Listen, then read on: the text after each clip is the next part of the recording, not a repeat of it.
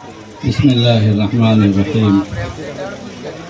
الحمد لله وكفى والصلاة والسلام على سيدنا ونبينا ومولانا محمد المصطفى. أما بعد،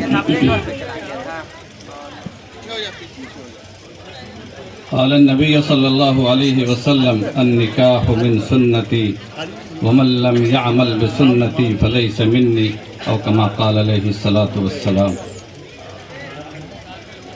محترم بزرگوں اور بھائیوں، نکاح کی مجلس دراصل اللہ کے نبی صلی اللہ علیہ وسلم کی ایک عظیم سنت، جو تمام انبیاء کی بھی عظیم سنت رہی ہے، اس کی تکمیل کی مجلس ہے. نکاح سنت ہونے کی بنیاد پر ایک بڑی عبادت بھی ہے. اسی لیے حنفیہ کے نزدیک نکاح میں مشغول ہونا نفل عبادتوں میں مشغول ہونے سے زیادہ بہتر ہے.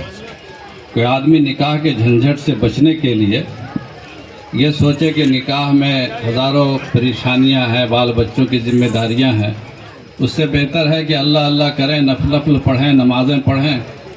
تو ہمارے علماء احناف نے فتویٰ دیا ہے کہ وہ انسان افضل نہیں ہے، اس نے اللہ کے نبی کی سنت کو چھوڑ کر گناہ کا ارتکاب کیا، اگر اس میں طاقت موجود تھی. وقت زیادہ ہو چکا ہے. ایک بات میں توجہ دلانا ضروری سمجھتا ہوں کہ ہم لوگ اس مجلس میں جو نکاح مسنون اور متوارث سنتے ہیں اور پڑھتے ہیں، اس میں اللہ تعالیٰ نے کی قرآن کریم کی 3 آیتیں پڑھی جاتی ہیں اور 2-3 حدیثیں پڑھی جاتی ہیں. 3 آیتیں جو پڑھی جاتی ہے، ہر آیت کی ابتدا اتقوا سے ہے. یا ایھا الناس اتقوا، اے لوگو اللہ سے ڈرو. یا ایھا الذین آمنوا اتقوا، اے ایمان والو اللہ سے ڈرو.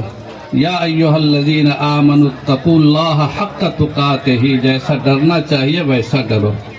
یعنی یہ نکاح کی جو ذمہ داری ہے، یہ بہت بڑی ذمہ داری ہے. اس ذمہ داری کو وہی انسان ادا کر سکتا ہے جسے اللہ کا ڈر ہو، اللہ کا خوف ہو، اور یہ احساس ہو کہ یہ کتنی بڑی ذمہ داری اپنے سر وہ لے رہا ہے.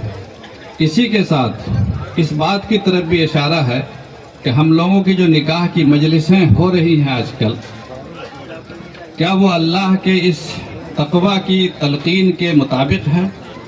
کیا ہم نے یہ سوچا ہے کہ کیا انبیاء کرام علیہم الصلوات و تسلیمات کا نکاح بھی اسی طرح ہوا کرتا تھا؟ تو اس طرح سے ہمیں اس نکاح کو اللہ کے دیے ہوئے نظام اور شریعت کے مطابق ادا کرنے کی کوشش کرنی چاہیے. اس کے علاوہ جو حدیث پاک میں کہا گیا کہ نکاح سنت ہے، تو سنت کو سنت کی طرح ادا کرنا چاہیے. سنت کا جو طریقہ ہے اس کو ادا کرنا چاہیے. اگر انسان سنت کو سنت کے مطابق ادا نہ کرے تو اللہ تعالیٰ خوش نہیں ہوتے ہیں. سب سے بہتر نکاح وہ ہے بابرکت نکاح، جس میں کم سے کم خرچ کیا جائے.